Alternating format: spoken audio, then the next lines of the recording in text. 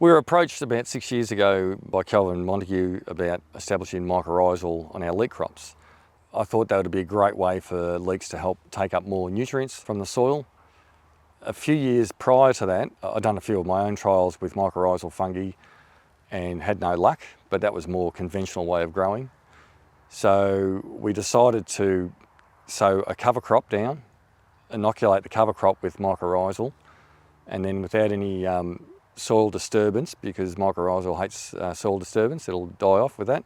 We then terminated the cover crop and planted leeks straight on that, inoculated the leeks, and then at harvest time we got the soil tested and the leeks tested for mycorrhizal, but sadly no mycorrhizal was found.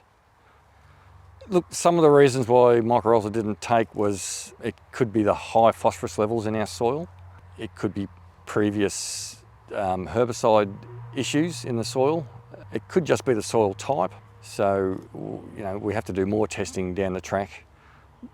But what we got out of it though was cover cropping. We find it's energising the soil more and more. So we've now got a philosophy that we try to keep all of our soil covered with a cover crop of some type. Stuff breaking up on top of the ground. Maybe over here. All right, what we're looking at here is a cover crop that has been planted in last December. It's now mid-April. So last December we had a crop of leeks come out. We don't like to leave the soil bare over the summer months. We don't have a schedule till for another 3 weeks before we plant again. So over the summer we planted a warm multi-species mix. There's 10 different species in there. And over that time we've let it grow up. Once the dominant species started to get close to seeding, we go through with a crimp roller, roll the larger species flat. We usually do that another 2 weeks again later to really terminate that first lot. And then the second voluntary lot of plants come through.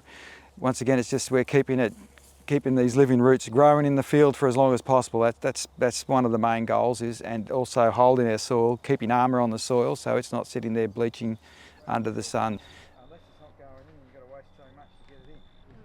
There's just multiple benefits. You can list them off as long as you want. I mean, the biodiversity is what we're after, because the more biodiversity we have, the stronger the farming system, the more resilient.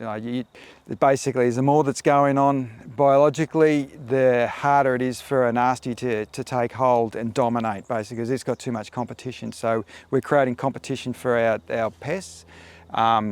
We're basically sequestering a lot of carbohydrates into the soil, so encourages more biology and everything like that. And we try to do that in amongst as little disturbance as possible. We still use tillage because it's a high intensive horticulture, so tillage comes into it, but one of our main goals is to leave the ground alone, untouched for 6 months of the year. That's what we're trying to work towards, is keeping things undisturbed and allowing that time for recovery, really, for biology and diversity to recover again. So to get ground ready for planting is a breeze, because the ground just 1 or 2 passes, it's broken up, ready to go. So the water holding capacity of the soil, so with all the extra organic carbon that we're building, and we've gone from 0.5% when we started. We're now averaging up close to 4%. We're aiming for 5%, but we've been managing to get there. And we're noticing that with the drainage of the soil is so much better, plus the water holding capacity in the farm it's been outstanding the last few years. I'm looking forward to the next drought, because then it'll really prove whether we're on the right track or not. But I would put it down that we've built ourselves another fairly large dam just by what we can hold in the soil. So it's kind of about regeneration, really, is that the cover crops are just part of a way of keeping life happening and regenerating our soil. So our aim is to make sure the farm, and it's sort of so far working, we want the farm to be better by the day we leave it than when we found it. And we just want to be constantly improving it and making the whole system more resilient. And so far it's been working very well. Have a go, that's all I say, is just have a go. That's the thing, you can't go wrong. Not too much anyway.